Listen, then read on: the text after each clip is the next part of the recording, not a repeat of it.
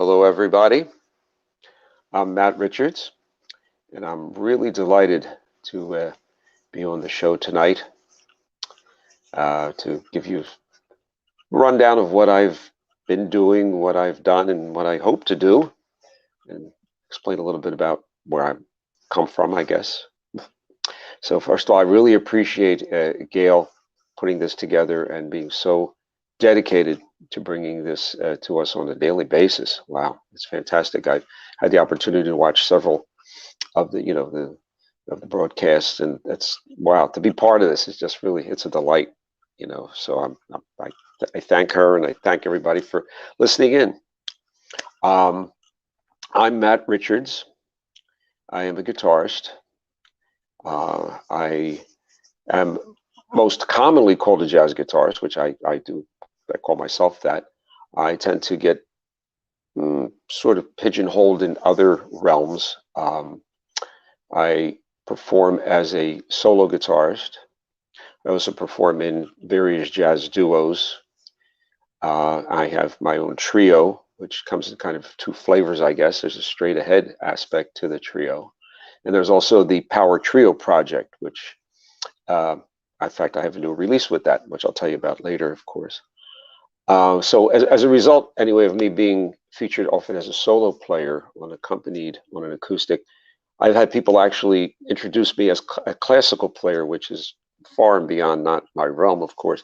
But I kind of like the idea of being a little less easy to sort of pigeonhole or to sort of classify in a really neat little package. I know that's not good for marketing, I've been told, but it kind of lets me kind of be a little bit free about that. So, but nevertheless, I'm Matt Richards. I'm a jazz guitarist.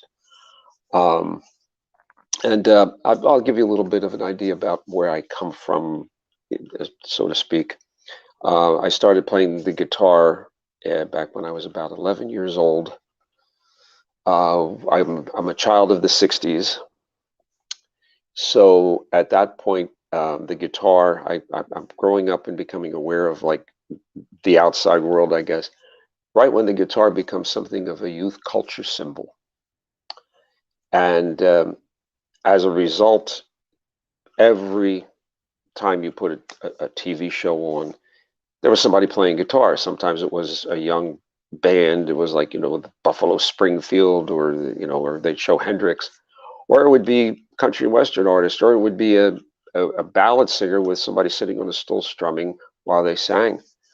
The extra benefit at that period of time too was with television having so many variety shows. It was almost impossible to turn the TV on and not see somebody playing guitar on the variety show. Sometimes they'd be lip syncing, of course, which I was like, I think 8 or 9 already. I'd look at that and go, I said, they're not really doing that. They're pretending, But that was the aspect of the guitar at that time. So it was kind of maybe a natural thing for me to be attracted to it, to gravitate towards it as something I might want to try. My family wasn't necessarily musically oriented. My father had studied music as a child. He played, violin and accordion, and he had them in his closet. And once a year or so, he'd take it out. He'd make a few peeping notes on the violin, or churn away on the accordion for 15 minutes, put it away. My mother sang in the kitchen, but we had the music around. It was not something that was avoided.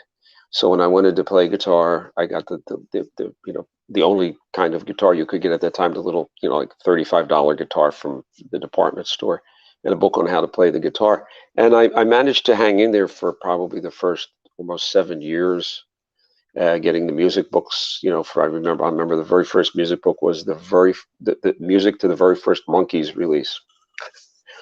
Well, that eventually leads me into jazz, of course, but that's sort of the entry, the gateway, or the entryway into my whole guitar adventure. I was listening to, of course, the commercial rock and pop, but once again, anytime I'd walk into the room, turn the TV off, there was a guitar featured in a show, I'd sit and watch it. It didn't matter what style of music it was. And then later, as I started to hang out with more of my friends who were also playing, we started to get more serious about our music. So the Monkees were okay, but like the cream was better. They were like serious players. You know, the Monkees were, we thought were serious too, but it was, I guess, probably my last year of high school when I heard progressive rock band King Crimson, in the Court of the Crimson King, the very first track on that album, 21st Century Schizoid Man. Completely, you know, I walked out of the room. I remember we actually had it in a class where we were studying lyrics. It was a really great teacher that we had. We were listening to, you know, popular music lyrics and, you know, what do they mean? And I think my head was, it was figuratively spinning around and spinning around for days after that. And that opened the door. Then prog rock, jazz fusion, and jazz. I started to listen outside of the popular idioms. I benefited from the fact too that my two very good friends, two twin brothers whom I grew up with, were studying guitar at the time, and as it turns out, their teacher was a jazz guitarist. So here they were, like in seventh and eighth grade, taking lessons and learning to play. You know, they're playing G major 7 sharp 9 chords and A minor 11s. And I'm walking in with my Monkees book and my guitar, playing a good old D chord, you know, and saying, "You guys don't know a D?" They said, "Well, you don't know a G major stuff." I was like, so we managed to sort of re-educate each other along the lines of the, you know, the two genres. But they had all of the jazz albums. When we would go over to, I would go over to their house, we would get together. I would bring in my, you know, my In-A-Gadda-Da-Vida album. And I'd say, "Well, that's pretty cool, but listen to this." And I'll never forget the first album that they put on was Wes Montgomery, A Day in the Life. The white cover with the cigarette butts and the ashtray and everything. And I remember hearing it as a kid, and I was like, okay, well, jazz, what's jazz? But he just sounded so cool. I was playing the octaves because that was his commercial, really, one of them. And I thought, boy, that is a great sound. I said, let's hear something else. We just left the whole side of the album on, and I'm, you know, I just put In-A-Gadda-Da-Vida down, you know, next to the coffee table, and I was listening to that. And one of them showed me how to do an octave on the guitar. So I went home. I spent probably weeks trying to get it just right on my little, you know, my little department store guitar. Eventually, I graduated up to better instruments. Of course, my parents saw me being serious about the guitar, so they said, "Oh, okay, it's time to get him a good guitar." So I told them I wanted a 12-string, which was probably not the best thing to do, but I got it. It was a Gibson 12-string. I still have it. It's in the closet. And that opened the door to me. It was a better playing instrument. I was able to go out with confidence and play around other people, things like that. And then I got to the point where I couldn't, I was at a certain standstill point. I didn't want to be a folk singer. I wanted to play, you know, rock things. I got a pickup, put in the guitar and all. So then one of the other aspects of my life at that time was traveling to go on shopping trips with my mother and my sister when my father would be working late. And we went to this really cool new place that had just opened up. It was called the Plymouth Meeting Mall. And they had this wonderful store there called Franklin Music that was all LPs, as far as your eye could see, at least my young teenage eye could see. And I would not want to go with my mother and my sister to look at clothes and girl stuff. So I said, I'm going up to Franklin Music because I was already getting into, you know, popular music, rock, you name it. I was into it. And I would spend an hour going through practically every bin in that store. I knew about the Broadway musical bin. I knew about the country western bin. I knew all the Conway Twitty releases. You know, anything that was on the albums, I would just go through there and just pick each one up and just, you know, absorb it. And I remember going into the jazz section very vividly the one time. And I was going through the alphabetically, and there was John Coltrane and all the Coltrane albums. I was like, okay, I kind of know who he is. I've heard of him. He's from Philadelphia, I think. And Chick Corea, I was like, oh, who's this guy Chick Corea? Okay, well, I don't know who he is. And I went to the next bin, and it was another artist with the letter C, and that was Larry Coryell. And the album was right there in front of me, and I remember looking at it, and it was this beautiful photo of this guy with longish hair and glasses and this big giant jazz guitar. And it was overlaid over this really beautifully wrought picture of a tree that was in multiple colors. So there was sort of a multi-layered affair. Really lovely cover. And it's like, whoa.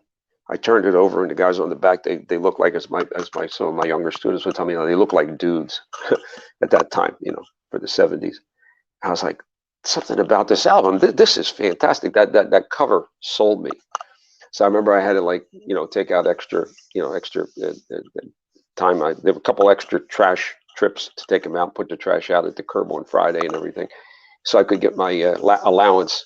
And then the next time we went to the mall, I went dashing into the store, went right for that bin, grabbed that album. It was there. It had not been sold. I went up and bought it.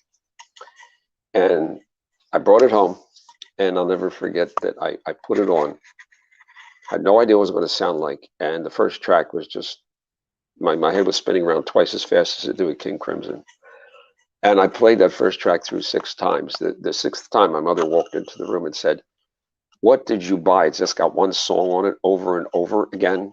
You wasted your money." I was like, "No, I didn't. I'm listening to that song because I like it." So, then I went to the second song, and I liked the whole album so much I eventually wore it out. But I couldn't figure things out by ear. It was very, very challenging because what Larry was playing was well beyond anything I could do at that time, even with my little simple rock approach, rock chops, as we say. So I had to seek out a teacher. I called my 2 friends up and said, "Listen, I got to get some lessons. Is your teacher teaching?" They said, "He's not taking any more students. We'll find out who is."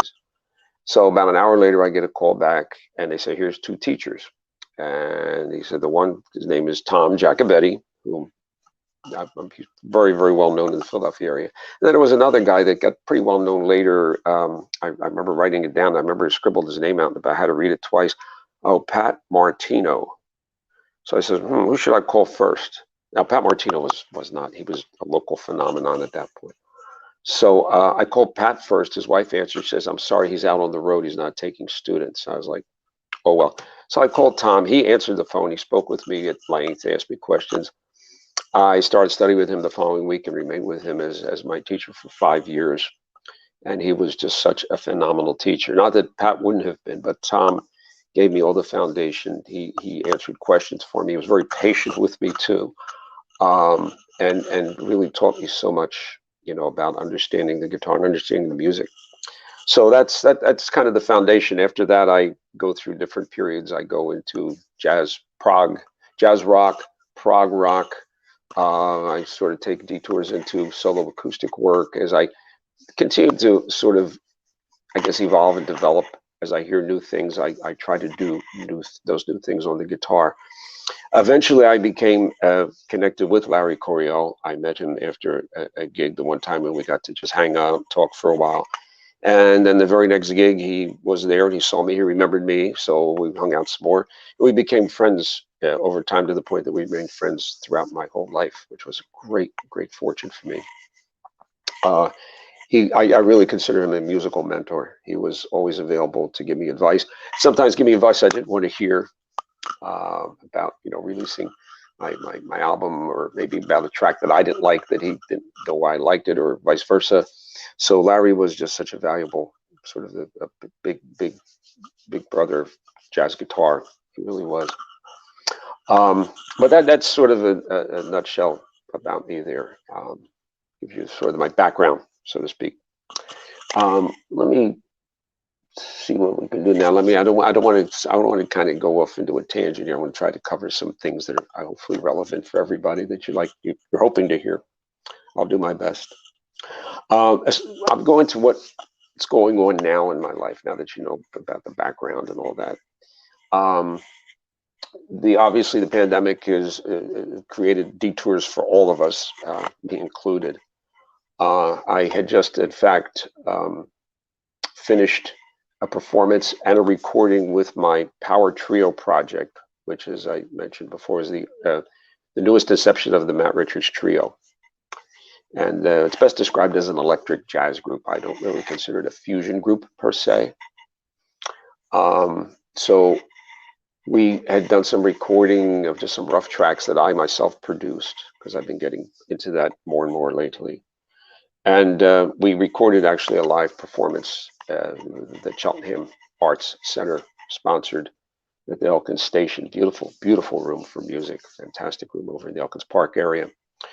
And I recorded that, and brought it home and pull the tracks up, and they needed work and they needed tweaking and all this and that. And it was kind of interesting because it was a reunion of sorts for me with my dear friend Tony Donato, who had been a musical partner of mine starting back on my first day of college, actually.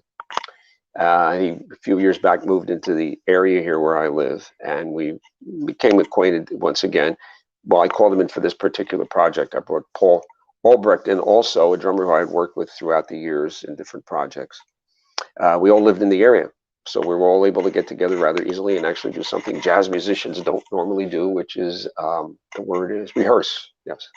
Strange word, isn't it, for jazz? And we put together the Power Trio project. We recorded we did some recordings at the rehearsal studio, and we recorded the performance. And then I had another booking with my Straight Ahead Trio on actually my birthday, March 15th of 2020. And 2 hours before the gig at Paris Bistro, I got the call that Philadelphia was going into lockdown. So we obviously didn't have that gig. And everything went into lockdown at that point, of course. And I was sitting, as everybody was, stunned, checking the news every 20 or 30 minutes to see what was going on, and having no idea where things were going to go. So what I did is I sort of, after a couple of weeks of sitting here, stunned, I said, well, let me go in and start seeing what I have. So I started pulling the tracks up for the Power Trio project. And one song by song, track by track, I went and tweaked them and edited them and EQ'd them and balanced them and mixed them and remixed them and re-remixed them. And I thought, well, the original plan was to take it into a professional studio, do some tweaking of the tracks, then get it to a real recording engineer, so to speak. Well, since I was here and there was nothing much that I could go out and do musically speaking, I decided to put the hat of the recording engineer back on again. I had previously done it on my own solo recording of Balance in 2017. I had done it on a recording I did I was 10 years ago, a trio, my Straight Ahead Trio at Chris's Jazz Cafe.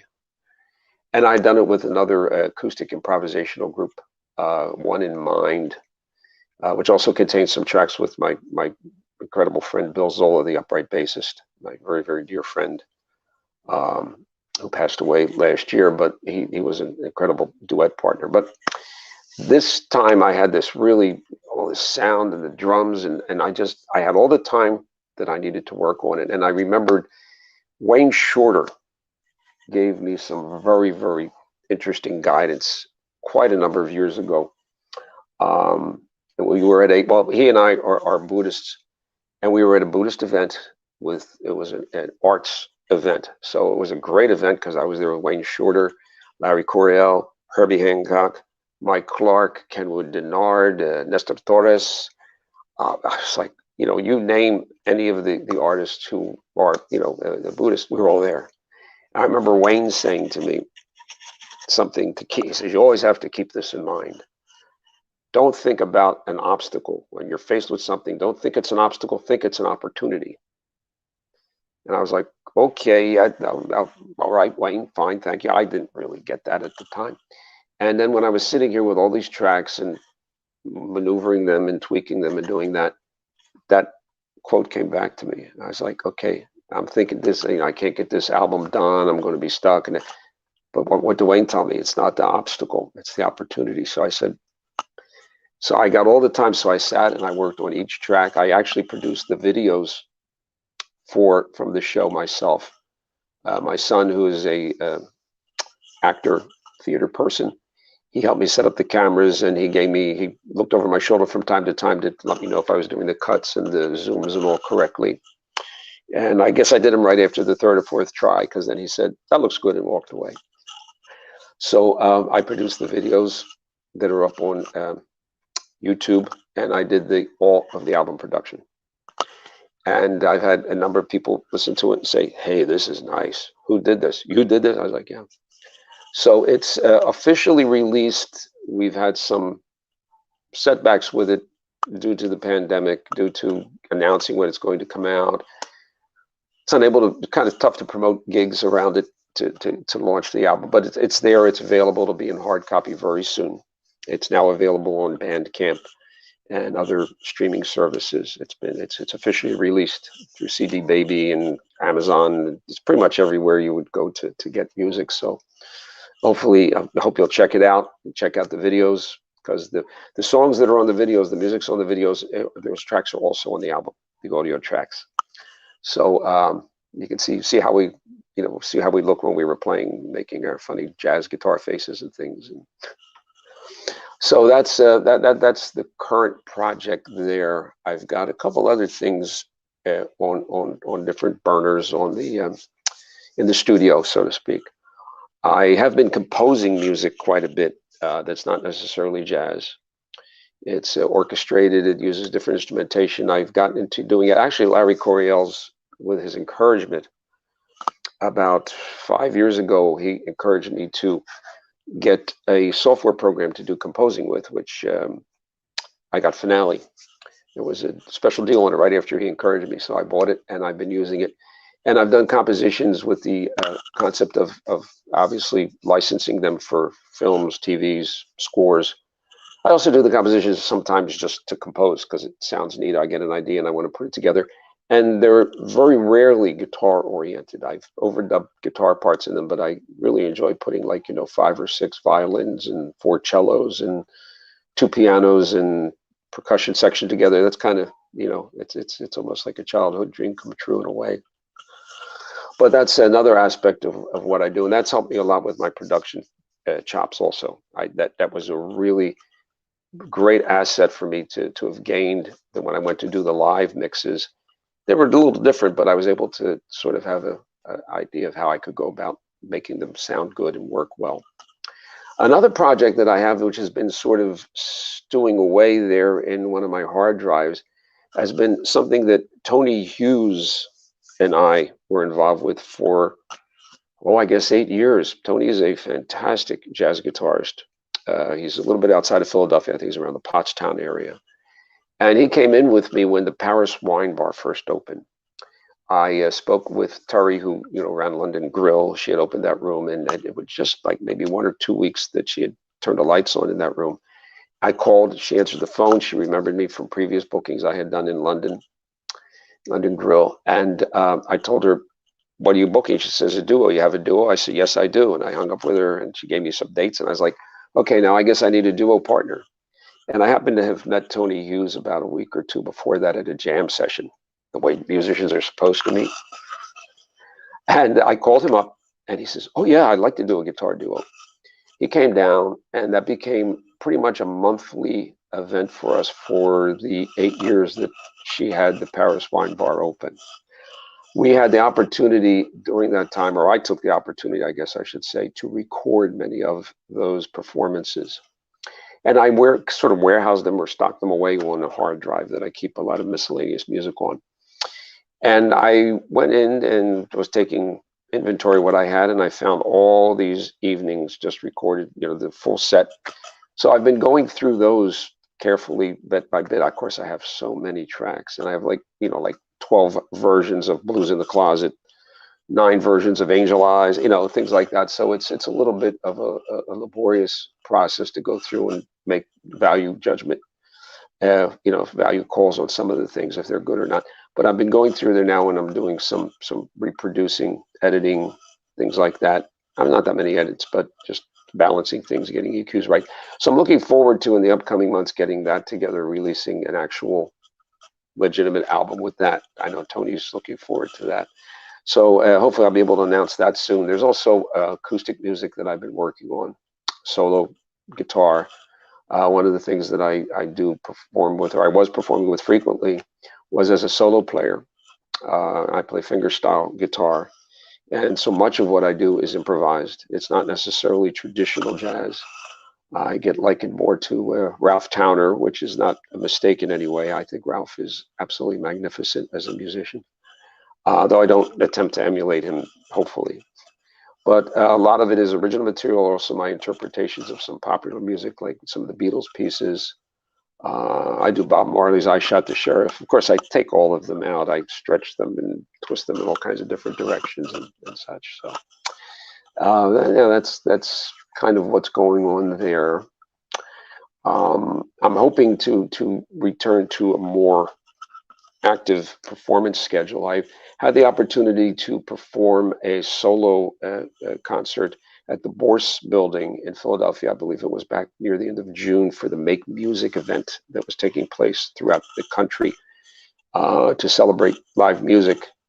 And I had the opportunity to perform right there right by the food court. Came in like it was like 11:30 in the morning or something on a Monday or Tuesday. I don't remember, but it was like the most, the time you wouldn't imagine music being there. I was there. I played. It was the first time in a while I had been out playing too. It was almost like I almost had the jitters before I went on. I was like, oh, wow, I'm going to sit down live and play in front of people. Wow.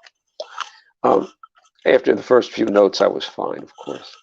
But I'm in the process now of booking things both in my solo aspects, but also with the Power Trio project.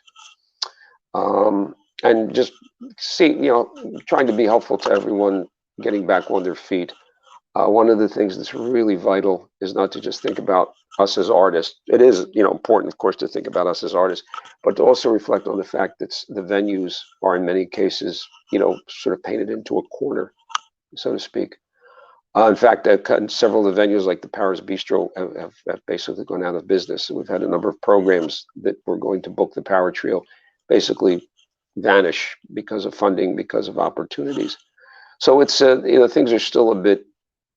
Some people are moving forward with a sort of a determination that they're going to make things go well.